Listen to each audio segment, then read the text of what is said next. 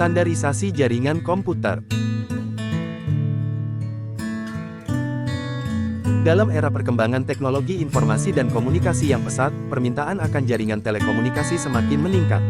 Untuk memastikan bahwa perangkat komunikasi dapat berinteraksi satu sama lain, diperlukan adanya standar yang sama. Ketika tidak ada standar yang diikuti, masing-masing perusahaan akan mengembangkan perangkatnya sesuai dengan aturan internalnya sendiri. Akibatnya, terjadi ketidakcocokan saat mencoba menghubungkan perangkat dari produsen yang berbeda. Dalam pembahasan selanjutnya, akan diterangkan mengenai macam-macam hingga peran standarisasi jaringan. OSI atau Open System Interconnection adalah standar komunikasi yang dipakai atau diterapkan dalam suatu jaringan komputer. Model ini dikembangkan oleh International Organization for Standardization sebagai standar untuk menggambarkan komunikasi antara sistem komputer dalam sebuah jaringan. Model OSI menetapkan 7 lapisan yang masing-masing memiliki peran dan fungsi spesifik dalam proses komunikasi data. Setiap lapisan dalam OSI memiliki protokol yang terkait dengan fungsinya. Protokol tersebut digunakan untuk mengatur pengiriman, penerimaan, dan pengolahan data pada setiap lapisan dalam OSI. Lapisan pada model OSI dikategorikan menjadi 2, yaitu lapisan atas dan lapisan bawah. Pada lapisan atas dalam model OSI fokus pada aspek aplikasi dalam proses komunikasi jaringan dan umumnya diimplementasikan dalam perangkat lunak. Lapisan ini terdiri dari 3 sublapisan, yaitu Application, Presentation, dan Session. Pada lapisan bawah dalam model OSI mengendalikan persoalan transport data. Lapisan fisik dan lapisan data link diimplementasikan ke dalam hardware dan software. Lapisan ini terdiri dari 4 sublapisan, yaitu Transport, Network, Data Link, dan Physical.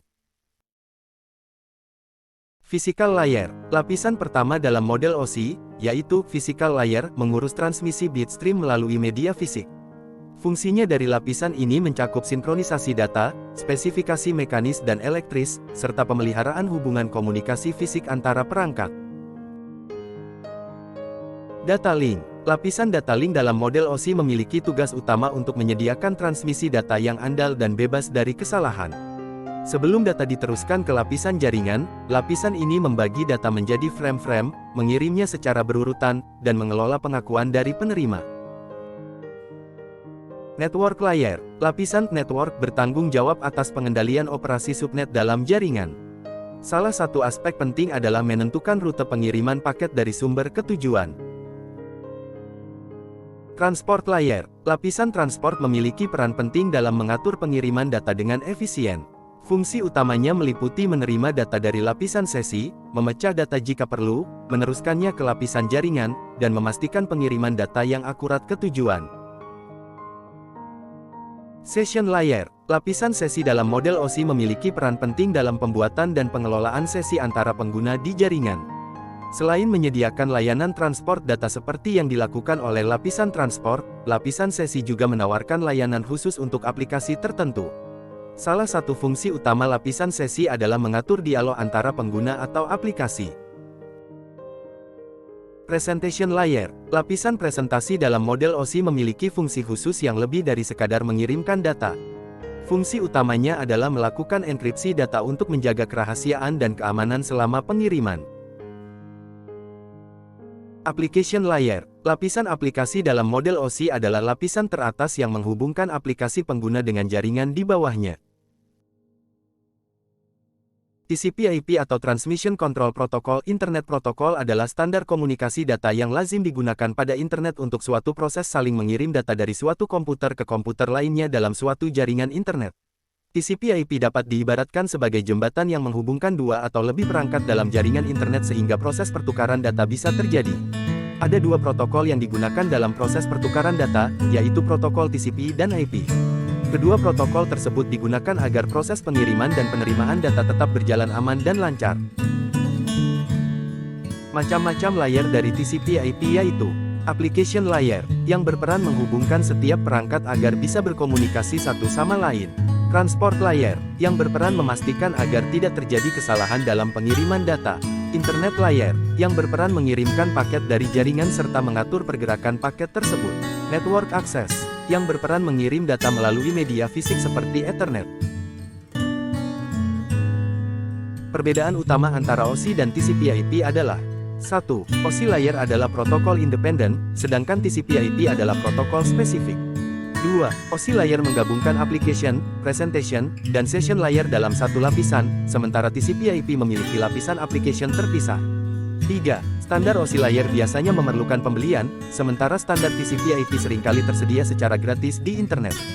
4. TCP/IP lebih sederhana dalam desainnya dan telah berkembang dengan baik dalam industri jaringan komputer. 5. OSI layer mengembangkan modelnya berdasarkan teori, sementara TCP/IP mengembangkan modelnya setelah tahap-tahap tertentu dan implementasi. 6. TCP/IP mengkombinasikan presentation layer dan session layer ke dalam satu lapisan application. 7. TCP/IP lebih umum digunakan dalam pembangunan jaringan komputer daripada OSI layer. Protokol yang bekerja pada OSI layer. Pada slide ini terdapat beberapa protokol yang digunakan dalam application layer yang dapat Anda lihat.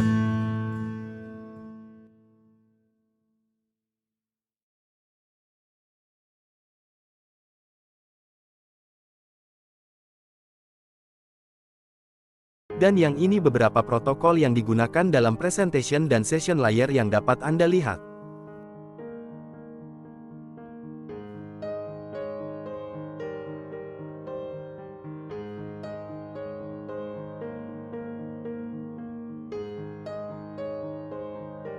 Dan yang terakhir merupakan beberapa protokol yang digunakan dalam transport layer, data link layer, dan network layer yang dapat Anda lihat.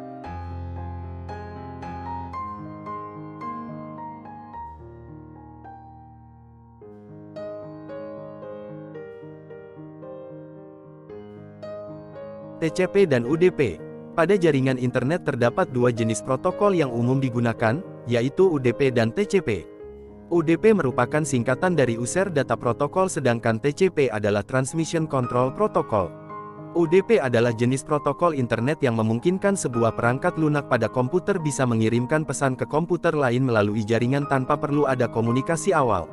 Lalu TCP adalah bagian inti penting dari Internet Protokol yang kemudian sering disebut sebagai TCP/IP.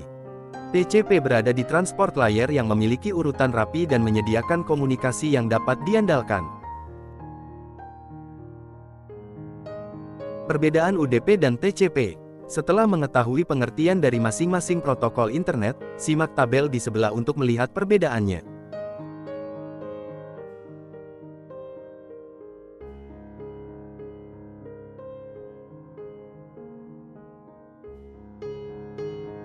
Protokol yang digunakan dalam jaringan komputer. 1. Serial Line Internet Protocol, protokol yang memungkinkan pemindahan data IP melalui saluran telepon.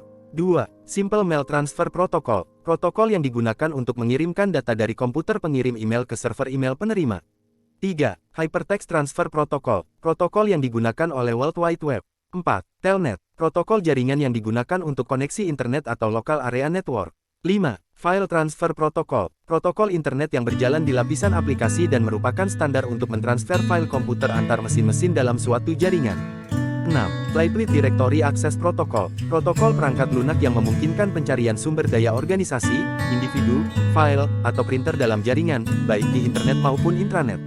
7. Secure Socket Layer, protokol jaringan yang digunakan secara luas untuk enkripsi.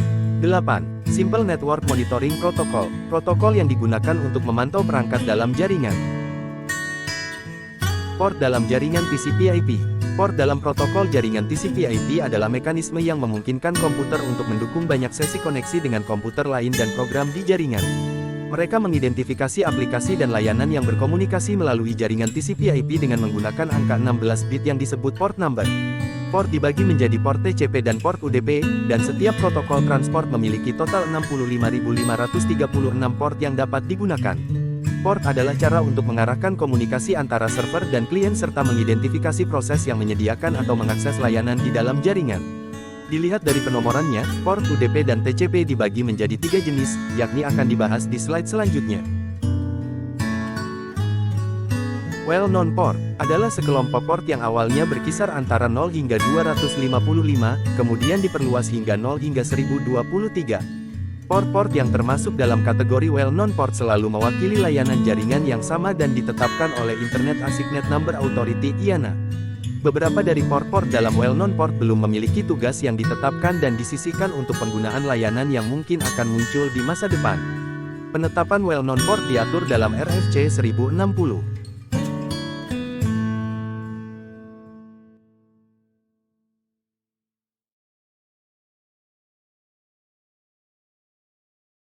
Registered port adalah sekelompok port yang digunakan oleh berbagai vendor komputer atau jaringan untuk mendukung aplikasi dan sistem operasi yang mereka kembangkan. Port-port ini juga terdaftar oleh IANA, tetapi tidak dialokasikan secara permanen, sehingga bisa digunakan oleh vendor lain. Rand port terdaftar berada antara 1024 hingga 49151, dan beberapa di antaranya termasuk dalam kategori Dynamically Assigned Port.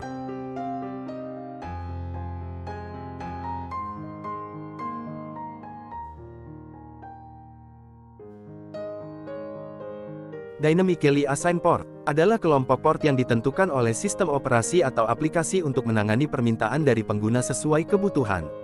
Rand port Dynamically Assigned berada antara 1024 hingga 65536 dan dapat digunakan atau dilepaskan sesuai dengan keperluan saat itu.